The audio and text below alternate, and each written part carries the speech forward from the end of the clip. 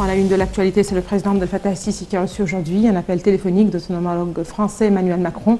Selon le porte-parole de la présidence, l'ambassadeur Bassam Radi, le président français, a assuré lors de cet entretien que son pays œuvre à consolider les fortes relations liant les deux pays.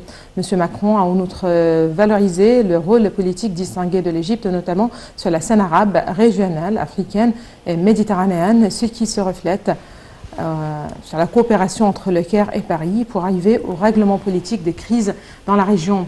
De son côté, le chef de l'État a fait l'éloge des relations stratégiques entre les deux pays frères, estimant que l'Égypte œuvre toujours à promouvoir les relations bilatérales dans les divers domaines, notamment militaires et économiques, outre les activités des compagnies françaises travaillant en Égypte dans les projets de développement. Le président Sisi et Macron ont aussi échangé les points de vue dans plusieurs sujets régionaux, notamment la question libyenne.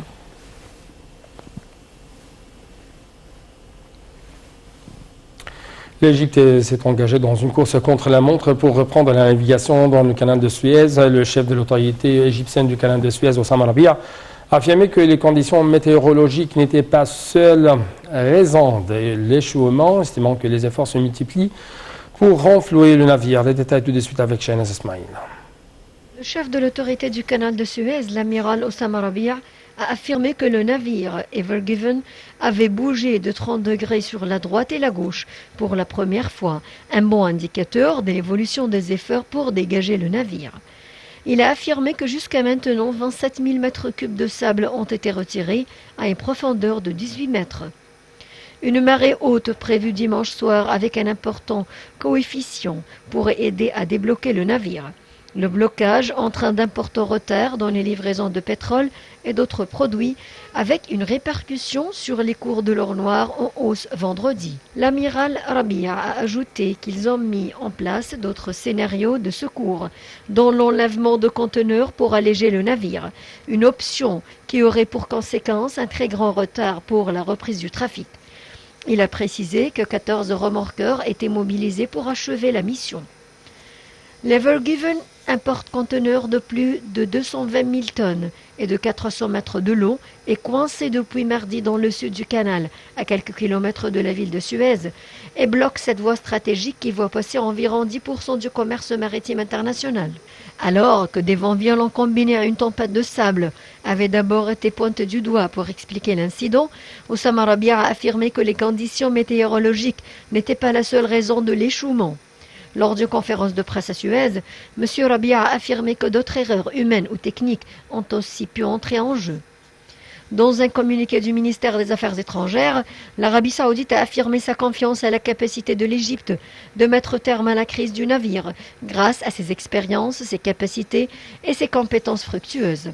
De son côté, l'Organisation de la coopération islamique a loué les efforts déployés par l'Égypte pour reprendre la navigation de le canal de Suez le plus vite possible. Le ministre des Ressources hydrauliques et de l'Irrigation, Mohamed Abdel Ati, a affirmé que l'Égypte soutient la proposition soudanaise appelant à la formation d'un quartet présidé par le Congo démocratique et à laquelle doivent participer les États-Unis, l'Union européenne et les Nations unies. Ce quartet sera chargé des travaux de médiation entre l'Égypte, le Soudan et l'Éthiopie dans le dossier du barrage de Renaissance. En recevant l'émissaire américain pour le Soudan, Donald Boss, et l'émissaire européen pour le Soudan, Marina Fraila, le ministre des Ressources hydrauliques a réitéré que ces négociations doivent être efficaces et sérieuses pour accroître les chances de réussite et de succès. M. Abdel Ati a ajouté que les mesures unilatérales prises par l'Éthiopie pour le remplissage et le fonctionnement du barrage auront des impacts négatifs et graves sur l'Égypte, coïncidant avec la pénurie d'eau dont souffre l'Égypte contre une abondance d'eau en Éthiopie.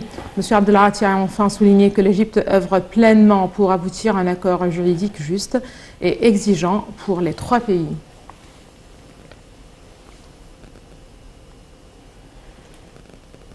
Quant aux indices de la Bourse du Caire, ils ont connu une performance mitigée au cours des premiers échanges de la semaine sous l'effet des opérations d'achat effectuées par des institutions arabes et locales, tandis que les investisseurs étrangers ont opté à des opérations de vente.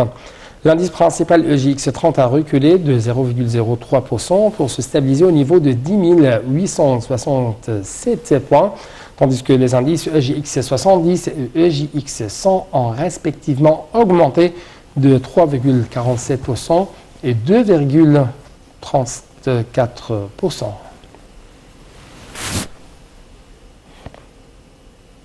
Le président du Parlement, le conseiller Hanafi El-Gebali, a décidé de reporter toutes les demandes des députés concernant la formation de comités de vérification de faits parlementaires concernant la collision des deux trains dans la province de Soheg jusqu'à la fin des enquêtes du parquet général. Lors de séance d'aujourd'hui au Parlement, Dr El-Gebali a assuré que le Conseil assurera son rôle de supervision suite à la déclaration des résultats de l'enquête. Il a loué la gestion de cette crise par toutes les institutions concernées.